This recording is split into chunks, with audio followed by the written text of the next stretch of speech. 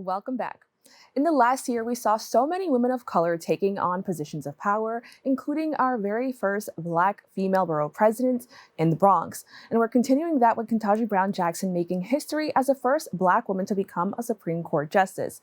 Joining me to discuss what this means for women in law is incoming president of the Harvard Black Law Students Association, Dara Ferguson. Dara, thank you so much for joining me.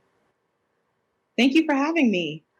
So, as I mentioned, Judge Jackson made history as the first Black woman Supreme Court justice. As a Black woman sharing a similar background in education, how does it feel to see this? It feels historic. It feels crazy that I'm living through a history moment. Sometimes you see that there are always going to be first in your field and first doing things that you endeavor to do. But to see the first Black woman on the Supreme Court feels like we have done ourselves, or Black women have been done a disservice.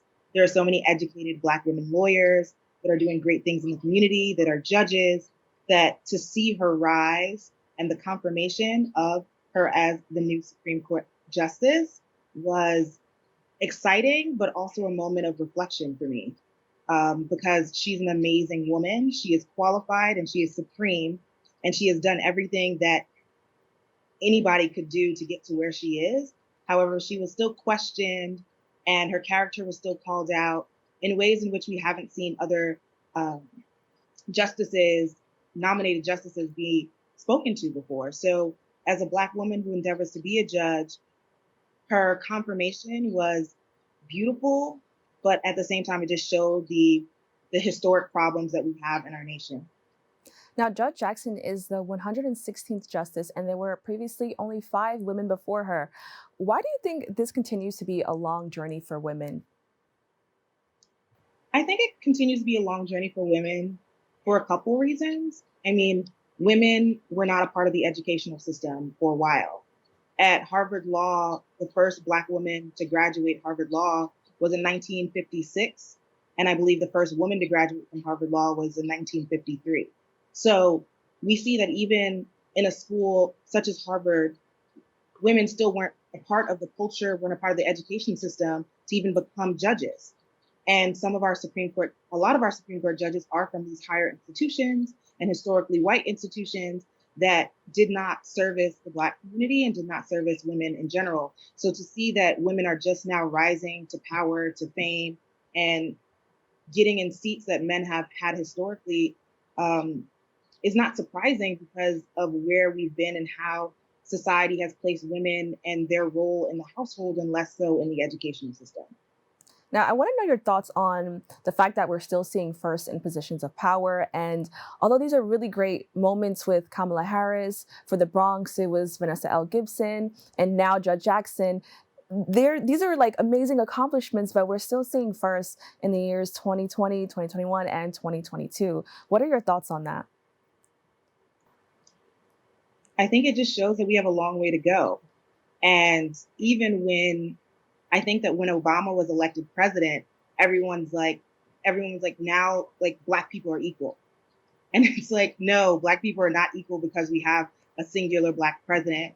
Black people are not equal in the United States just because we now have, or Black women are not equal just because now we have Judge Jackson, and Black women are not equal now because we have Vice President Kamala Harris. We can see that we have these first, but that doesn't mean that the first are going to create a pathway for other people to come after them. We see that, like, after Barack Obama, we have backlash. And so, even though we have these first and they're historical moments, they also show that the underpinnings of our society are racist. They show the systematic injustices that have caused us to have to get over these hurdles to become the first, and still that we are seeing these first in society.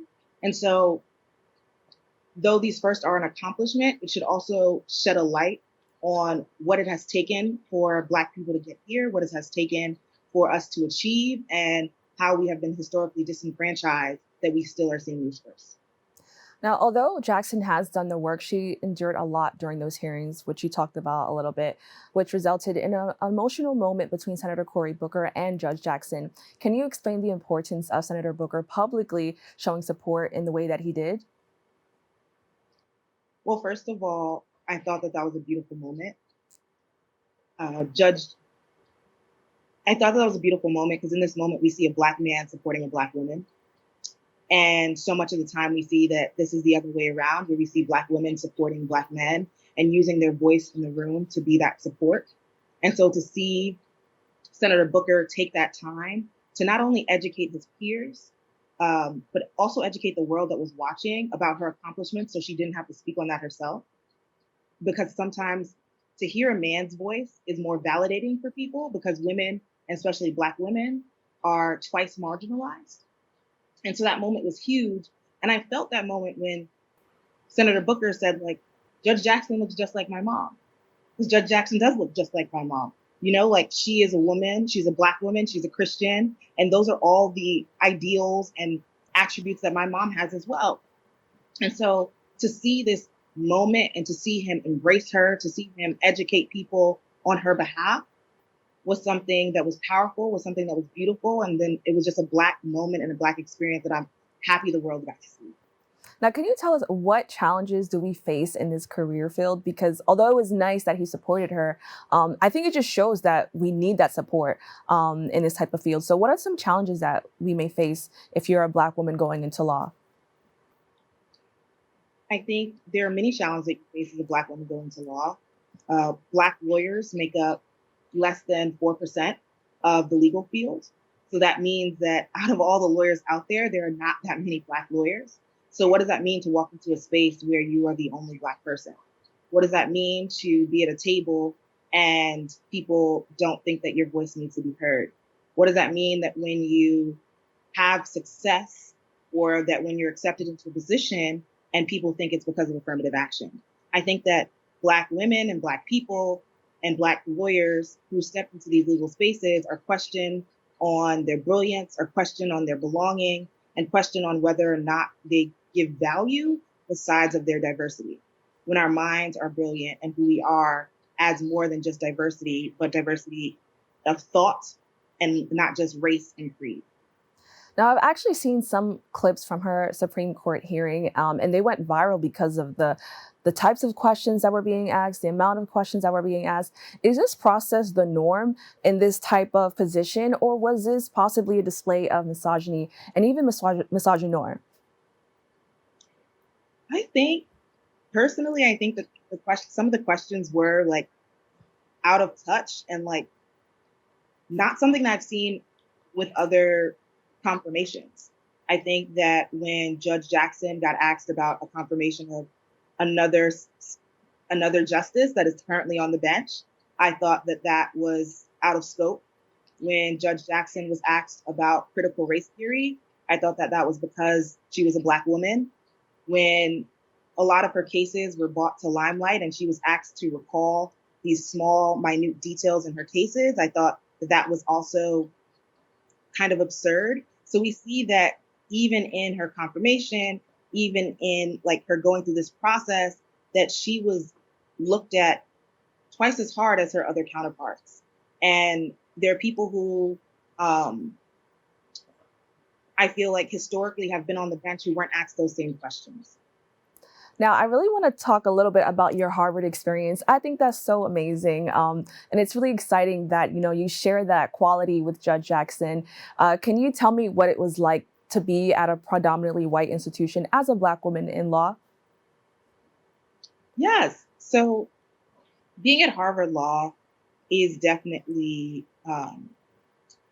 as a Black woman, you have to form community. Being a part of the Harvard Black Law Students Association is a part of the community that I have formed here at Harvard because you need a voice or you need people to voice to once you get into a discussion in class about contract law or about criminal law in which you feel like the Black voice is not heard.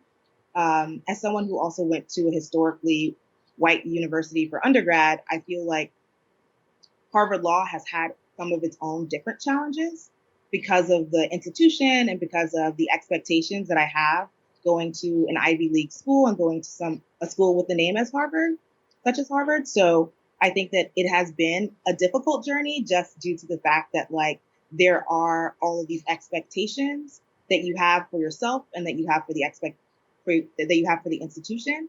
And being able to be a part of Black spaces on campus has allowed me to have a home away from home. So yeah, thank you so much for sharing that. And I could imagine that there's sometimes a lot of pressure, but when you do succeed, there's so many people there to celebrate that. And I kind of goes into my next question: how do you think Judge Jackson will shape the court and just the future of Black women in law, or even women in law? Yes, I think I'm excited for Judge Jackson to be on the court. I'm excited to read her opinions in my case textbooks. Now, I think that because she has had a huge range of experiences as a judge and as a public defender, we see that those are qualities that not everyone on the bench will have has had. And so she will add a different perspective to the court. She will add a different voice. And so I'm excited to see those changes. I'm excited to see what she has to offer. And I'm excited to just be able to like be in this historical moment as law will start to change based off of her presence in those conversations. All right, Dara, thank you so much for joining me and just sharing your experience and just sharing the positivity for this one. I really appreciate it. Thank you so much. And thank you for having me. All right, can you quickly just tell us your social media so people can stay up to date with you? Sure. My social media, I have actually only have an Instagram, and my Instagram is uncensored underscore justice. Okay, and then can you also say for the Harvard Black Association? Yes. So actually, if you would like to follow the Harvard Black Law Students Association, our Instagram handle is Harvard Balsa. And we also have a website. If you do harvardbalsa.com, you should be able to find us and you should be able to reach us if you have any questions or if you would like to reach out. All right, thank you so much for joining us. Thank you and have a great day. We'll be right back with more Open BxRx Tuesday.